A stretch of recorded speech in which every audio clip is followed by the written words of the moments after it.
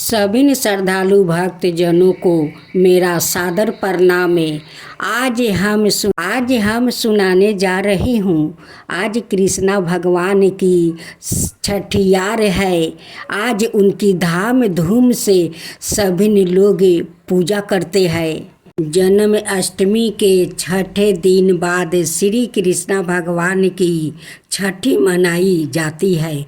पौराणिक कथा के अनुसार एक बार भगवान श्री कृष्णा के परम भक्त कुंभन दास थे, जिनका बेटा था रघुनंद। कुंभन दास के पास भगवान श्री कृष्णा बांसुरी बजाते हुए चितरा था। कुंभन दास हमेशा उसकी ही पूजा में लीन रहते थे। वो प्रभु को छोड़कर कभी कहीं नहीं जाते थे। एक बार कुंभन दास के लिए वृंदावन से भगवत कथा का बुलावा आया। पहले तो कुंभन दास ने उस भगवत कथा में जाने से मना कर दिया, परंतु सभी के आग्रह करने पर वो जाने के लिए तैयार हो गया। उन्होंने सोचा कि पहले वो भगवान श्री कृष्णा की पूजा करेंगे और इसके बाद ही वो भगवत कथा करने जाएंगे। इस तरह से उनका पूजा का नियम भी नहीं टूटेगा। कुंभन दास अपने पुत्र से कहा कि मैंने भगवान श्री कृष्णा का भोग तैयार कर दिया है, तुम बस ठाकुर जी को भोग लगा देना। इतना कहकर वो वृंदावन के लिए निकल पड़े। जन्म अष्टमी पर बाल गोपाल पधार चुके हैं। कन्हैया जी के जन्म का उत्साह भक्तों ने धूमधाम से मनाया। उनका लड्डू गोपाल रूप में पूजन किया गया। अब लड्डू गोपाल की छठी मनाई जाएगी, क्योंकि सनातन धर्म में बच्चे के जन्म के बाद छठी मनाई जाती है।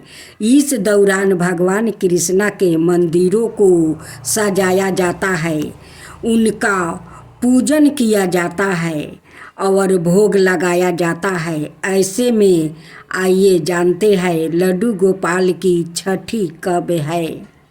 मनाता है कि जन्म अष्टमी के छठे दिन लड्डू गोपाल की छठी मनाई जाती है, क्योंकि भाद्रपद मास के कृष्णा पक्ष की अष्टमी तिथि को श्री कृष्णा भगवान का जन्म हुआ था। ऐसे में छठे दिन यानी भाद्रपद कृष्णा त्रयोदशी तिथि पर छठी मनाई जाती है। इस साल जन्म अष्टमी तिथि 16 अगस्त को थी, जबकि 21 अगस्त को त्रयोदशी उपरांत चतुर्दशी तिथि मनाई जाएगी। ऐसे में इस साल 21 अगस्त को लड्डू गोपाल की छठी मनाई जाएगी। छठी पर सुबह उठकर स्नान ध्यान करे, लड्डू गोपाल का अभिषेक करे, उन्हें नए वस्त्र पहनाए। इसके बाद पंचामृत फल फूल मिठाई तुलसी के पत्ते आदि चढ़ाए। इसके साथ ही सबसे अहम चीज छठी पर चढ़ी चावल का भोग लड्डू गोपाल को जरूर अर्पित करें। इसके बाद इस प्रसाद के तैर पर बांट दे। छठी पर कढ़ी चावल का भोग लगाने का बड़ा महत्व है।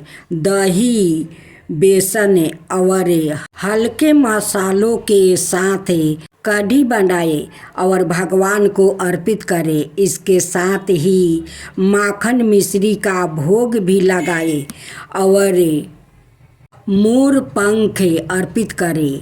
इसके साथ ही भगवान कृष्णा से जुड़े मंत्रों का जाप करे।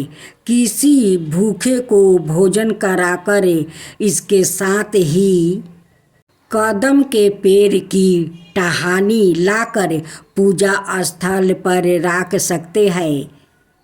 माना जाता है कि भगवान कृष्णा को कदम का पेड़ बड़ा प्रिय है। यही नहीं, भगवान को बांसुरी भी चढ़ा सकते हैं। कृष्णा भक्त जनों को मेरा नमस्कार। एक बार भगवान श्री कृष्णा ग्वाल बालों के साथ भोजन कर रहे थे। उनके बछड़े हरी हरी घास के लालच में घने जंगल में दूर चले गए। जब ग्वाल बालों का ध्यान बछड़ों की तरफ गया तब वो भयभीत हो गया। उस समय भगवान श्री कृष्णा ने कहा, मित्रों, चिंता ना करो, तुम लोग भोजन करो, मैं अभी तुम्हारे बछड़ों को ढूंढ कर ला देता हूँ। श्री कृष्णा ग्वाल बालों से इस प्रकार कहकर बछड़ों को ढूंढने चल दिया।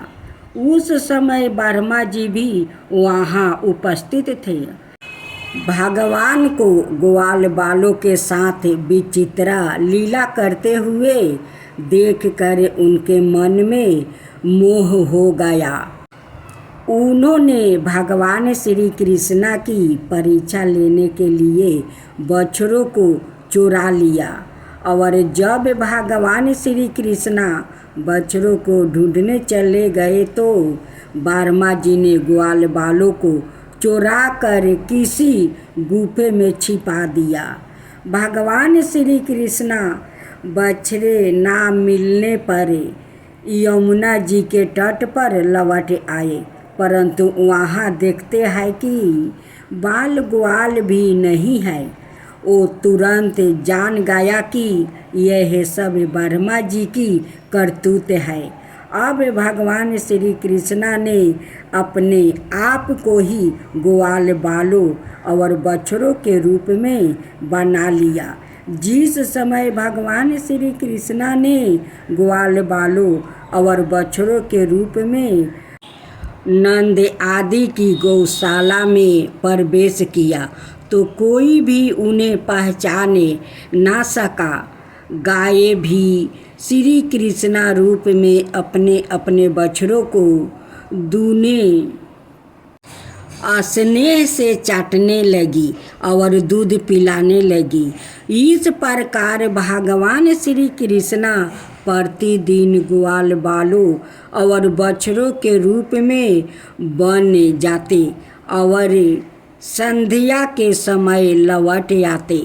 इस तरह पूरे 1 बरस का समय बीत गया।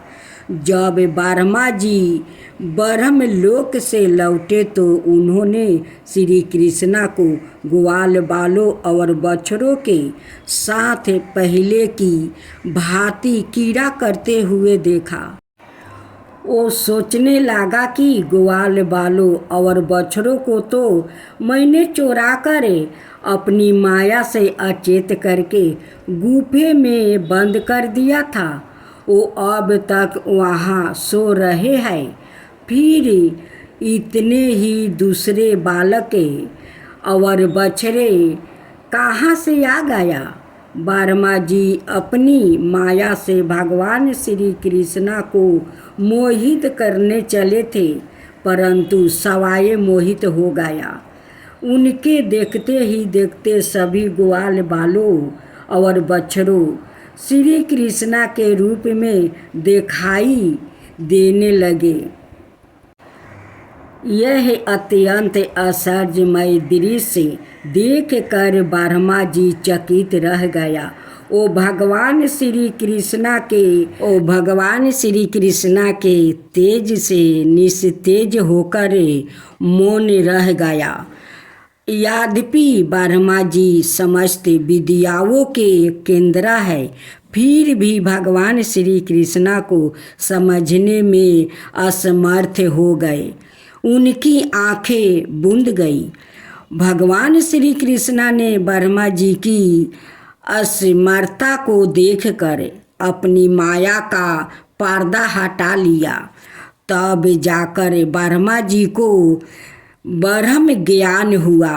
वर्मा जी ने देखा कि भगवान श्री कृष्णा जैसे पहले ग्वाल बालों और बछड़ों के ढूंढ रहे थे वैसे ही आज भी ढूंढ रहे हैं।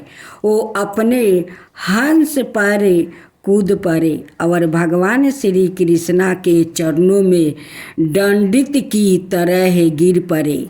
उनकी आँखों से आंसू धारा गिर कर भगवान श्री कृष्णा के चरणों में भीगने लगी। फिर बड़ी नम्रता से हाथ जोड़कर उन्होंने अपने अपराध के लिए क्षमा मांगी और बाल ग्वालों और बछड़ों को लौटा दिया। अंत में वो श्री कृष्णा का स्मरण करते हुए ब्रह्मलोक के चला गया। यह कथा यहीं पर समाप्त हुआ। कृष्णा परछाई ना पकड़ पाने पर वो रोने लगा। एक दिन कन्हैया को एक नई लीला सूझी। भगवान का काम नृत्य नई नई लीलाएं करके माता को आनंदित करना था। पूर्व जन्म में नंद बाबा और दशोदा मैया ने भगवान की उपासना करके भगवान से पुत्र रूपी में बत्सल्या सुखी की ही तो प्रार्थना की थी। भगवान उस इच्छा को अधूरी कैसे रहने देते, इसलिए वो नृत्य नवीन बाल लीलाओं से माँ को रिझाने का प्रयास करते थे। कान्हा नंद के मणिमय आंगन में घुटनों के बल किलकारी मारते हुए खेल रहे थे। अचानक उनकी दृष्टि अपनी परछाई पर पड़ी, जो परछाई उन्हीं का अनुकरण कर रही थी। जब वो हंसते थे तो परछाई भी हंसती थी, जब वो चलते तो परछाई चलती थी। कन्हैया बहुत खुश हुआ। सोचा चलो एक नया साथी मिल गया है।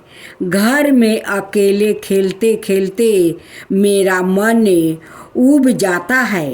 अब यह रोज मेरा मन बहलाया करेगा।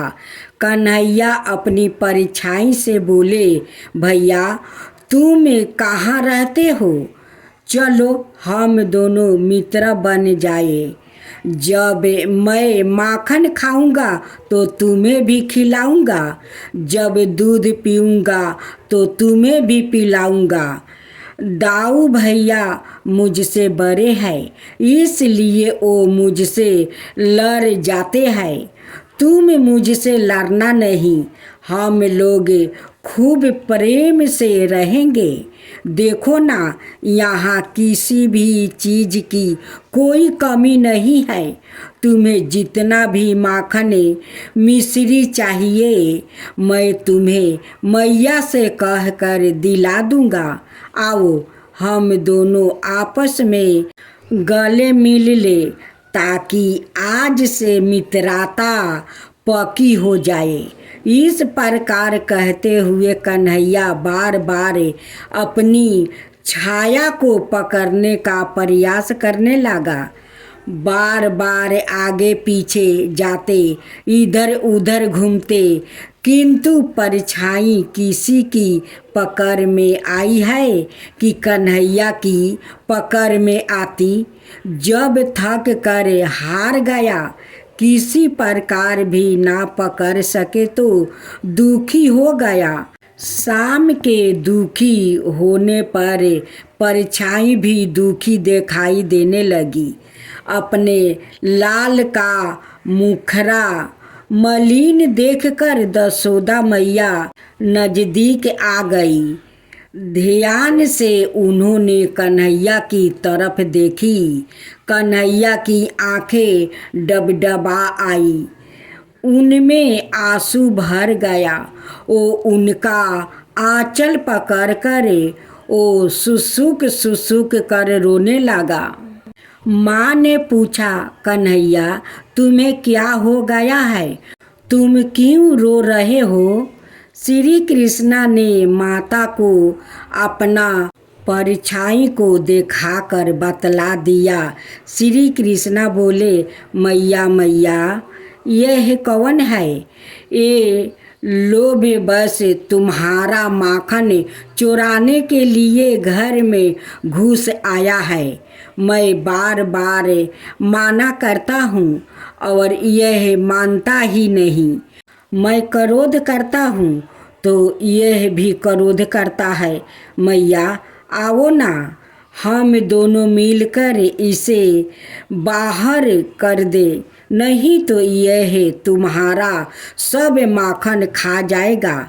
मैया कन्हैया के इस भोलापन पर मधुर हो गई और कन्हैया के आंसू पोंछकर उन्हें गोद में ले लिया।